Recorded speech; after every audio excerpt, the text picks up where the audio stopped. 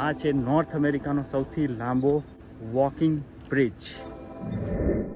વિડીયોની શરૂઆતમાં સૌથી પહેલાં તો હું ગેટલિનબર્ગ ટેનેસીમાં જે હોટલમાં રોકાયો છું, મારા હોટલનો રૂમ તમને લોકોને બતાડી દઉં. Hello everybody.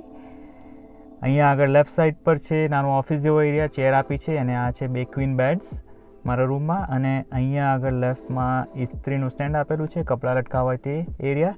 અને ડાબી બાજુ અહીંયા આગળ રસોડું છે, કિચનનો એરિયા છે, ત્યાં આગળ ફ્રીજ અને માઇક્રોવેવ આપેલા છે. અને આ બાજુ છે સિંક અને બાથરૂમનો એરિયા. અને આ છે મારો સૌથી ફેવરેટ એરિયા, આ છે બાલ્કની. અને બાલ્કનીમાંથી એટલો સુંદર વ્યૂ દેખાય છે, રિવર અને સ્મોકી માઉન્ટેન્સ. ચાલો જોઈએ.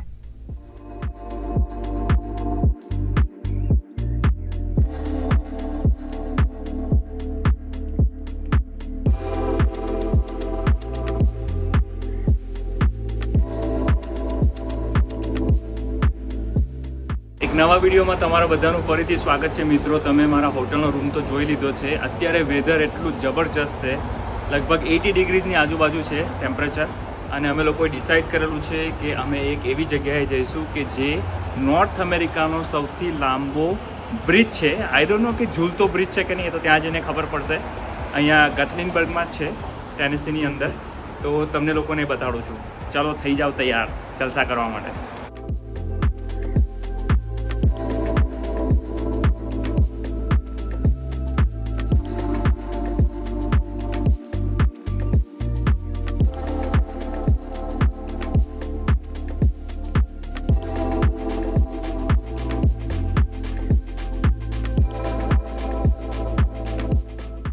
અત્યારે હું ગેટલિનબર્ગ છે તેની સ્ટ્રીપ પર આવેલો છું અને પાછળ જે દેખાય છે સ્કાય વોક, ત્યાં આગળ લિફ્ટમાં બેસીને આપણે ઉપર જવાનું છે. આ જે ટ્રોલીસ દેખાય છે તેને લોકો સ્કાય લિફ્ટ કહેતા હોય છે. અને આ છે બ્રિજ જે સામે દેખાય છે, આ ઝૂમ કરીને આપણે જોઈએ. ત્યાં આગળ આપણે જવાના છે, એના ઉપર આપણે ચાલીશું. ખબર નહીં હું સ્કાય વોક શા માટે બોલતો હતો, પણ જગ્યાનું નામ છે સ્કાય પાર્ક.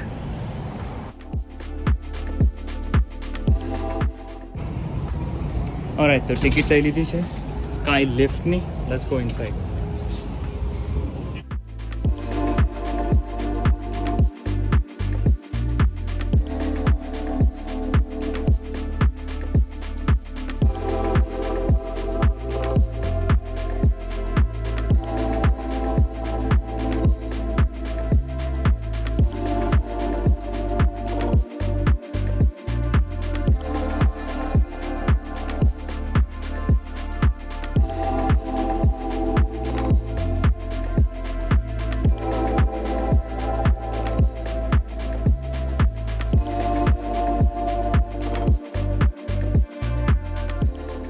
ઓલરાઈટ, તો આ સ્કાય રાઇડમાં અમે બેસી ગયા છે ને ઓલમોસ્ટ ઉપર પહોંચવા આવી ગયા છીએ.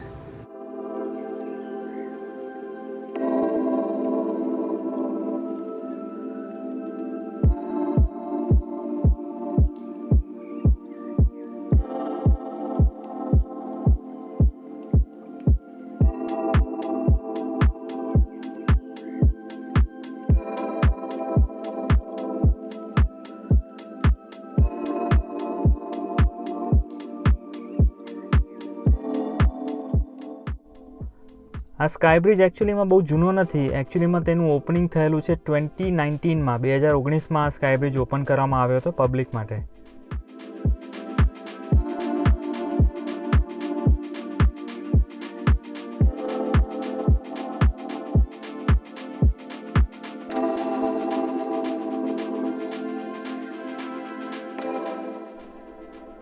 સ્કાય લિફ્ટમાંથી તમે અહીંયાથી ઉપર આવશો, પછી ત્યાં આગળ લેફ્ટ સાઈડ પર તમને આ જે દેખાય છે બિલ્ડિંગ, ત્યાં આગળ અંદર એકચ્યુઅલીમાં રેસ્ટોરન્ટ્સ છે.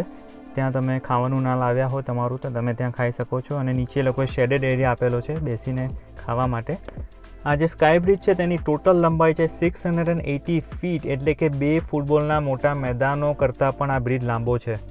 ઓલરાઈટ મિત્રો, તો આપણે બ્રિજની ઉપર એન્ટર થઈ ગયા છીએ.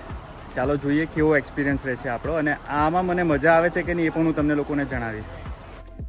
આ બ્રિજ આવેલો છે 1800 ફીટ અબાવ સી લેવલ. થોડો ઘણો તો હાલક ડોલક થઈ જ રહ્યો છે. આ બ્રિજ કેવો હલે છે એની ઇફેક્ટ તમને બતાવું. ડાબી ને જમણી બાજુએ જુઓ, આખો હલી રહ્યો છે.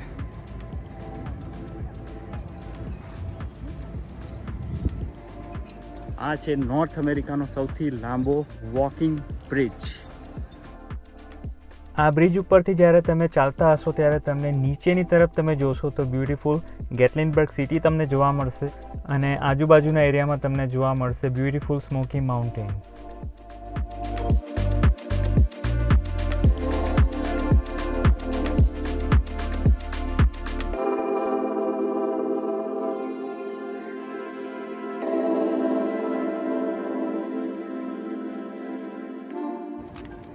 મને એક વસ્તુની ખબર નથી પડતી કે આ આવા અખતરા કેમ કરતા હશે આવી જગ્યાએ. આ ગ્લાસનો બ્રિજ એ લોકોએ બનાવ્યો છે અહીંયા આગળ.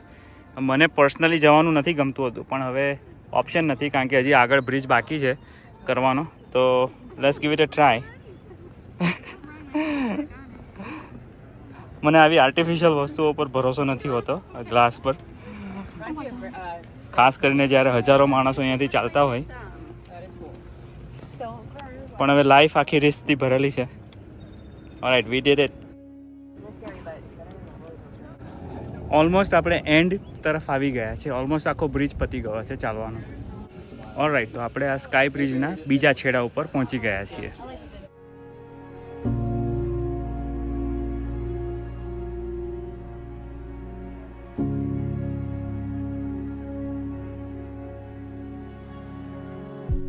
આ સ્કાય બ્રિજની ઉપર LED લાઇટિંગ્સ પણ લગાવેલી છે અને રાત્રે તમને કંઈક આવો નજારો જોવા મળશે.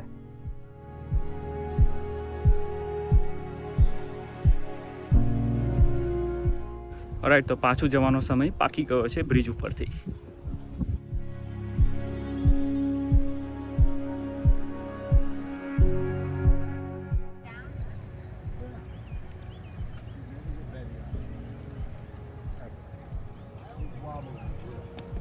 Oh no! I like the shirt. Oh, thanks. Alright guys, મારો ઓનેસ્ટ રિવ્યૂ, મારો ઓનેસ્ટ ઓપિનિયન આપી દઉં છું. આજે સ્કાય બ્રિજ કર્યો આપણે તેનો મને પર્સનલી તો ખૂબ જ ગમ્યું.